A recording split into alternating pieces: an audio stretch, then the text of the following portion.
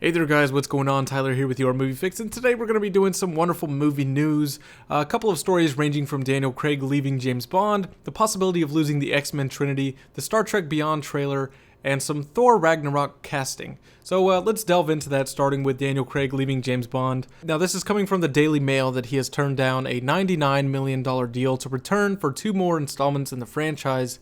But really he's turning down more of a $175 million deal because they would have had him between endorsements and some profit sharing of having him on as a producer. So he's turning down quite a big chunk of money. So if this is true, I guess it's safe to assume that he is pretty much done wanting to be Bond. I know there were reports going around during Spectre and interviews with him saying that he'd rather slit his wrist and he's done, blah, blah, blah. He doesn't want to do it. I still think those were somewhat taken out of context, and it was more of them asking him, do you want to do another James Bond movie? Immediately after he just got done working on Spectre, working on this big blockbuster. He's very tired. He doesn't want to do another one at the moment.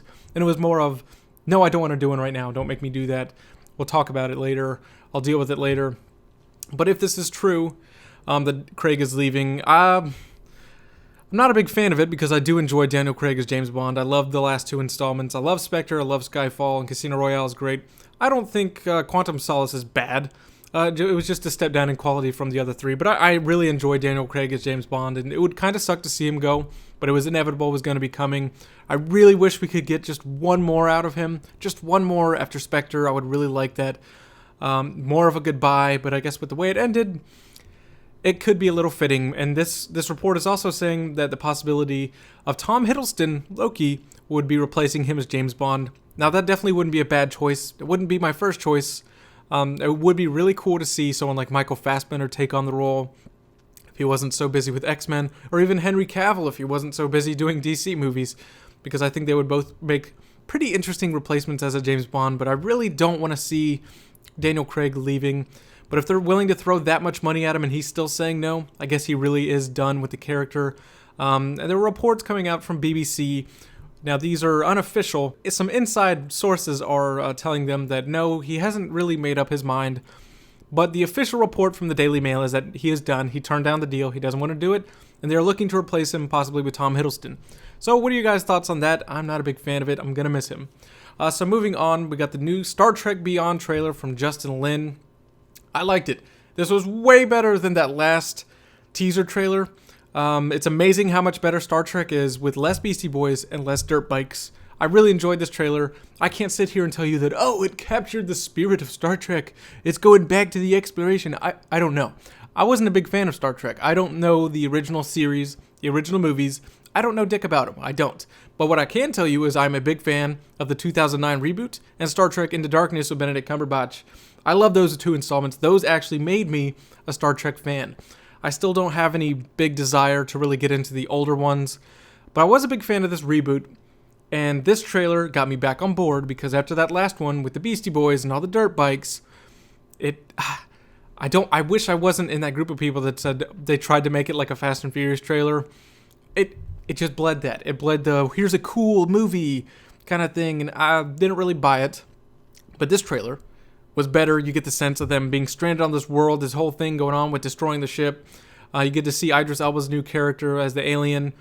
I like it. I love Chris Pine in the role. I love all the characters. I love all the actors involved in the Star Trek reboot. So I'm very excited to see it now. What were your thoughts on this new Star Trek Beyond trailer? Moving on to the possibility of losing the X-Men Trinity of Mystique, Magneto, and Charles Xavier. Of course, James McAvoy, Michael Fassbender, and Jennifer Lawrence. This was an interview that Jennifer Lawrence was doing with Entertainment Weekly where she said, Fassbender, McAvoy, and I were all talking like, will you come back? I don't know. I'll come back if you come back.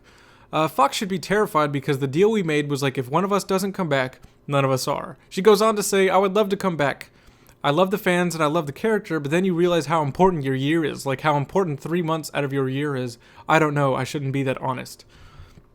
I don't really know that I buy that second part of her comment, that part of it is not wanting to do, part of her is not wanting to do the character again and taking on this role because of how important 3 months are out of her year.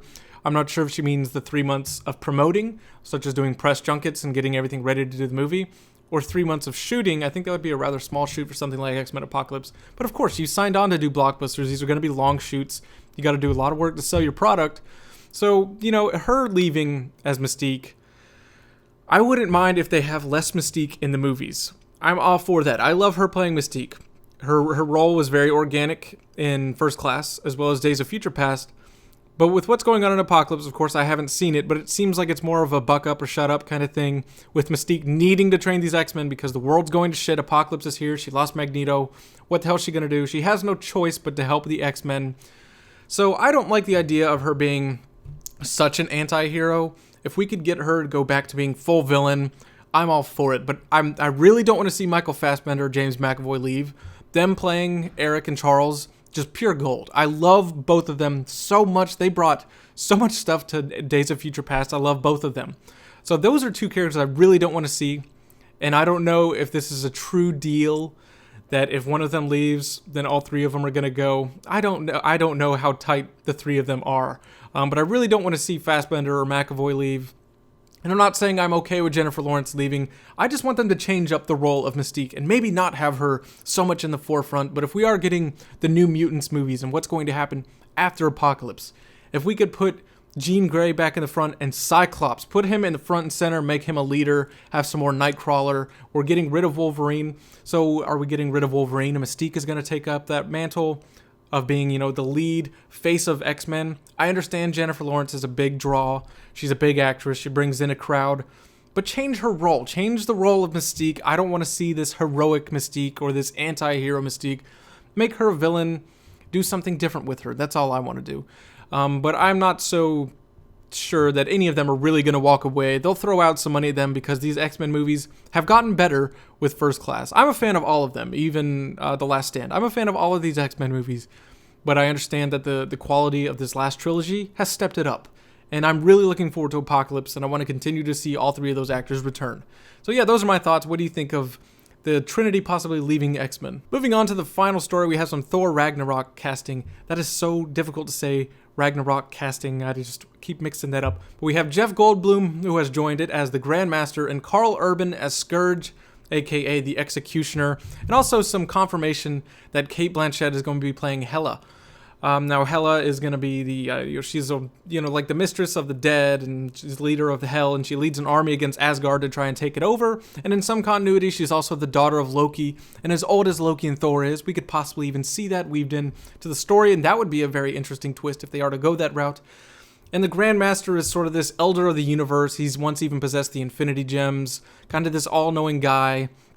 Seeing Jeff Goldblum join a Marvel movie, an outlandish character like this, who is also sometimes a brother of the Collector, the Collector that was in Guardians of the Galaxy. So he's going to be a very out there alien type of ethereal kind of character. So that's very interesting to see Jeff Goldblum join. And Carl Urban as his villain Scourge, who probably is going to be working with Hela, maybe a commander of her army of some sort. That's pretty interesting because I love Carl Urban. I don't know if there's anything to do with him no longer doing Dread, being a different comic book property that's not Marvel, and going over to join them. But seeing Carl Urban join them, that's good news because I love Carl Urban. I think he's a great actor.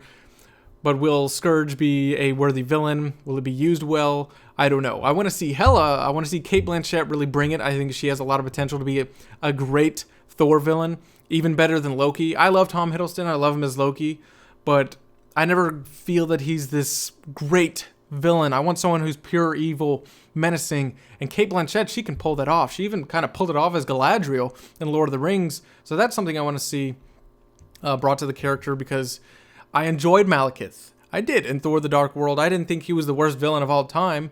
He's not, I guess, memorable, but he was an interesting threat to see on screen, and I liked seeing that. So yeah, this is the movie news. I hope you guys enjoyed this episode. Comment your thoughts down below on all this stuff, the X-Men, the Thor Ragnarok casting, Star Trek Beyond, and Daniel Craig leaving James Bond. Anyways, guys, thanks for watching. I'll see you on the next video.